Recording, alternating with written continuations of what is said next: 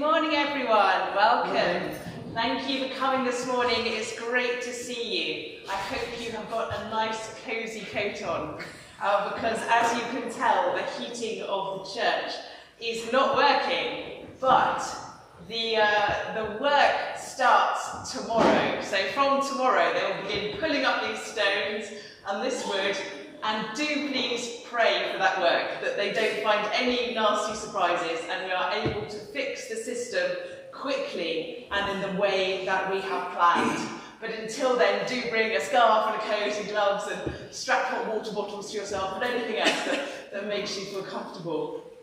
Now, welcome this morning, and particularly welcome to Joshua and his family, because Joshua, you're going to get baptized this morning, which is so exciting. It's great to have you here.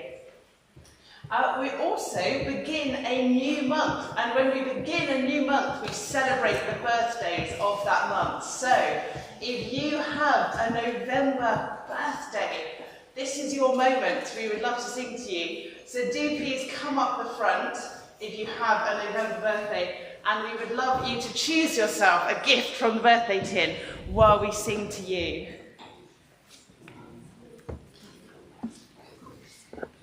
We will move the live stream that way, so don't worry, you won't be on the screen.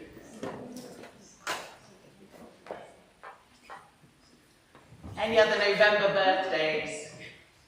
Okay, let's sing to you. Happy birthday to you. Happy birthday to you. Happy birthday, happy birthday. Happy birthday to you. Happy birthday. I hope you had a wonderful celebration.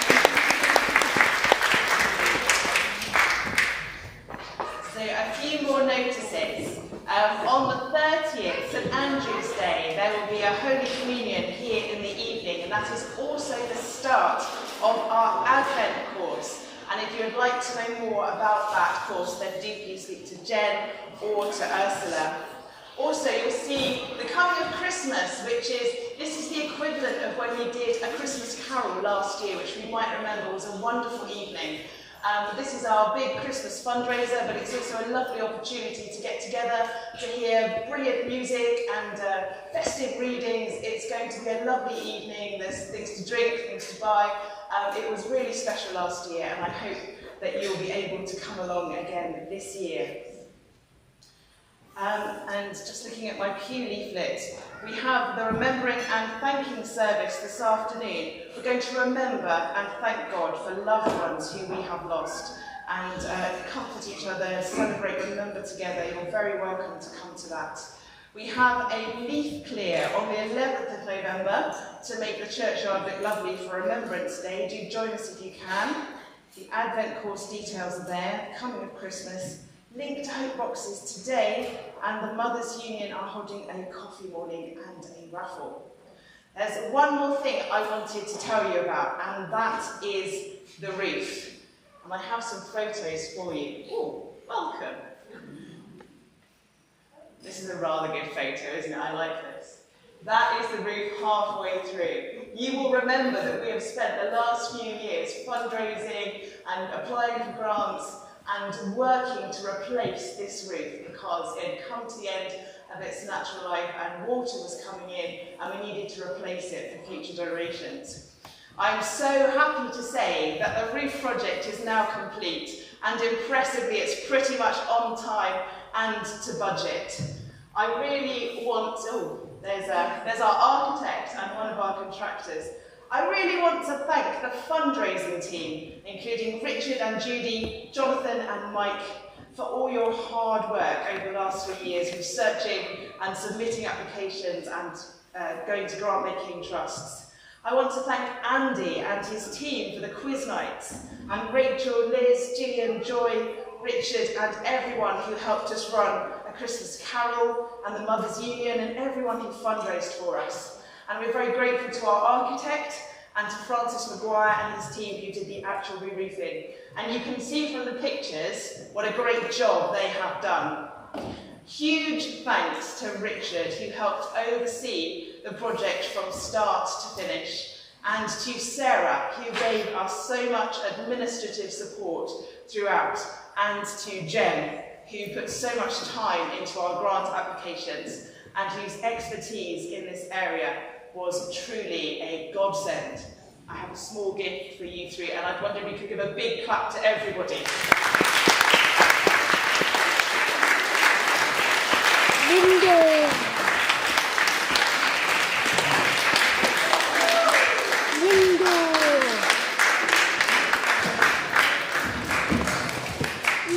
They all got Linda. That's almost like Christmas. And finally, I want to thank all of you so much. The congregation of St Andrews have been so generous in responding to the gift day we had and supporting our fundraising events. I can't name everyone because so many people have been involved in accomplishing this huge project, something we have achieved together. It's been a long road. We've been doing this since 2020, and at times it felt like we'd never get there. But thanks to the collective efforts of this community, we can celebrate the completion of this project. There is a new roof with insulation, and it will keep the church protected and dry for many decades. And just as this building has been cared for and passed on to us, we are caring for it and passing it on to the next generation. So, as a small thank you to all of you and the celebration, you will find some special biscuits at the back at the end of the service. So do please enjoy those. Thank you so much. So today is All Saints. Can anyone tell me what we celebrate on All Saints? Yes, we celebrate all the saints. It wasn't a trick question. Do you have a favourite saint, I wonder? When you think of the saints, is there one that stands out, one that you particularly love the story of? Anyone want to share a favourite saint? St. Francis. St. Francis. Why do you love St. Francis? Because he gave up all his trappings and served the Lord. Served for and gave up all his trappings. Thank you, Dan. Anyone else want to share a favourite saint? St. Andrew. St. Andrew. Why do you love St. Andrew? But you love him, right? We know these people, don't we? We know them, we know their names, we know their stories, and they're part of our lives. Anyone else want to share a favourite saint? St. Ursula! He sailed down the Rhine to the Persians who was murdered at Cologne. Goodness me, that is a story and a half, isn't it? I'm not intrigued. Some of the stories are so amazing. Any other favourite saints anyone wants to share? So what we do is we celebrate all the saints on this day, because we've always, as a church, remembered and celebrated those who have gone before us. In particular, those whose lives we have in whose lives we have seen the grace and power of God at work. And we've always remembered our saints, even when we don't know their names. Because sometimes we know a bit of their story, but we don't even know their name. But we remember them and we celebrate them anyway. So on All Saints, we remember all the saints, so no one is forgotten. A saint is a friend of Jesus, someone who follows him closely until they become more and more like him. We're going to have a reading now from the book of Revelation. And can anyone tell me, sorry, I totally lost my place in my notes and I totally skipped to him. So I'm going to rewind and we're going to stand and we're going to sing Before the Throne of God Above, because we're about to read about a vision of the throne of God of all the saints. So first we're going to stand and sing Before the Throne of God Above.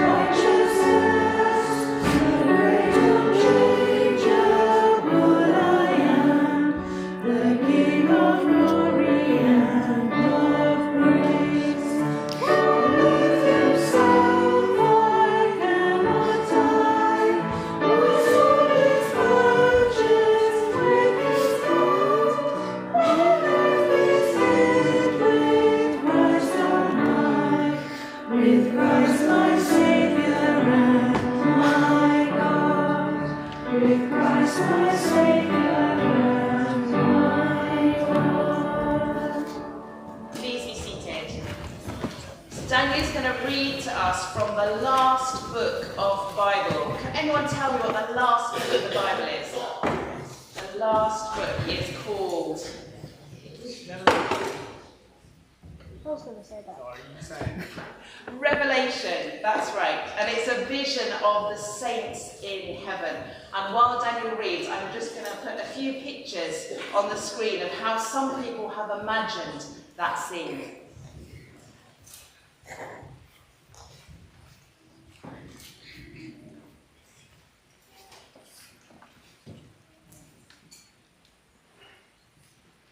After this I looked, and there before me was a great multitude that no one could count, from every nation, tribe, people and language, standing before the throne and before the Lamb. They were wearing white robes and were holding palm branches in their hands, and they cried out in a loud voice, "Salvation belongs to our God, who sits on the throne, and to the Lamb." All the angels were standing around the throne, and around the elders and the 4 living creatures. They fell down on their faces before the throne and worshipped God, saying, "Amen. Praise and glory and wisdom and thanks and honour and power and strength be to our God forever and ever. Amen." Then one of the elders asked me, "These in white robes, who are they, and where did they come from?" I answered, "Sir, you know." And he said, "These are they who have come out of the great tribulation. They have washed their robes and made them white in the blood of the Lamb. Therefore, they are before the throne of God, and serve him day and night in his temple, and he who sits on the throne will shelter them with his presence. Never again will they hunger, never again will they thirst. The sun will not beat down on them, nor any scorching heat. For the Lamb at the centre of the throne will be their shepherd. He will lead them to the springs of living water, and God will wipe away every tear from their eyes." Thanks be to God.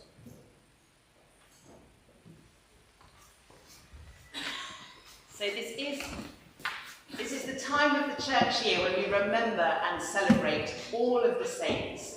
We remember those who have been friends of Jesus and followed him so closely that they have become more and more like him, the saints. And John's vision in Revelation is of a great multitude from every nation and all tribes and peoples and languages, so many that you cannot count them. Each one is unique and different, but they are all gathered together around Jesus. Just as this morning we have gathered together because of our love for Jesus. Sometimes we get distracted from Jesus by desires or fears, by all kinds of things. But the more that our lives focus on Jesus, the more like saints we will become. And the great crowd in the vision are worshipping God. And that's not just singing songs. That's about everything we do and say and think, being motivated by love for God and love for others. Worshippers make good saints, and saints make good worshippers, because you always become like what you worship. The things that we love, the things we spend our time on, the people we admire, we become like them.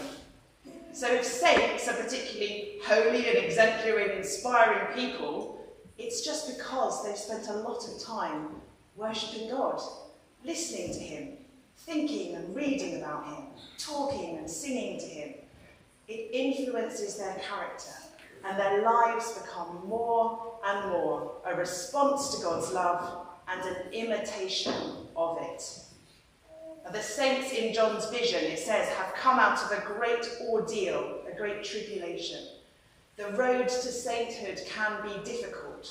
It can be full of doubt and full of suffering. But when something bad happens, is our response to turn away from God, or like a saint, to cling even closer to him? We might think that sainthood is impossible, it's not for me, or perhaps it sounds presumptuous to want to be a saint. But if we are a friend of Jesus, then we are destined for sainthood. That's his work in us to lead us to that full potential, whether in this life or the next. So wanting to be a saint is actually a great response to God.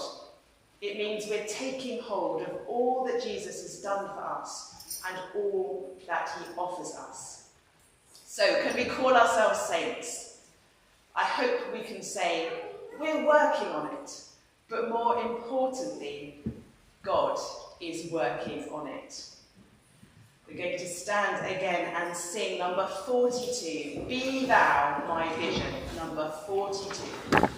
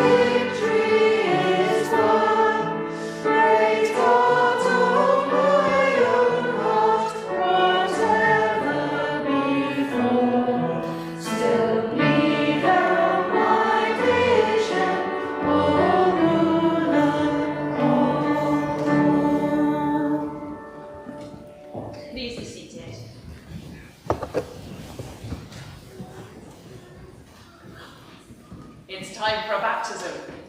So, Joshua, are you ready to become a saint?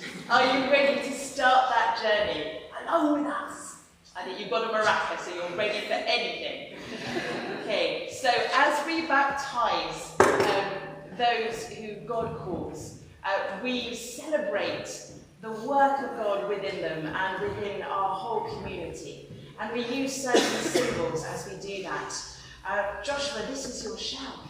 Your name is here, and your shell will go along with your brothers up at the back with all the other shells of those recently baptized. And the shell reminds us, these grooves, that we walk together from all the different places we start. We walk together on that journey towards sainthood, towards the light that is God. We also have a candle, and Joshua, we won't give it to you, but we'll give it to someone standing next to you, a lighted candle, because the light of God is within you. And we want the people around you to make good choices for you, choices of the light, of hope, of forgiveness, of peace, of joy, to always make those good choices for you, and for you to learn as you grow to make good choices for yourself. We think about the light that guides us and the light within you that you bring. We have the water, remember, refreshment and new life and a new start. And we also have the oil, which is about belonging, because because you belong, and you will always belong, and you will always be welcome. So I'm going to pass over to Jen now as we baptise Joshua. So we are very happy that you're going to be baptised today, Joshua, and also that the Cummins family are such a part of St Andrew's Church. You're so welcome here, and it's great to have you in the baby group and at church services too, and that we're going to be celebrating today with Joshua's parents and also godparents too. And one of the godparents is joining us from the US, from Chicago, is it? Yes, so all connected okay, and he's online, so very warm welcome to you as well. Baptism marks the beginning of a journey with God, which will continue for the rest of our lives. And it's especially special this morning that Joshua's church family, all of us, are here to be witnesses to his baptism, and that we will have the opportunity to welcome Joshua into the community of faith and promising support and prayer for the future. So can I invite parents and godparents to come up to the front, please? And can I ask all of you to find your pew leaflets, the pink leaflets, where you can follow this part of the service within the middle of that. Mummy.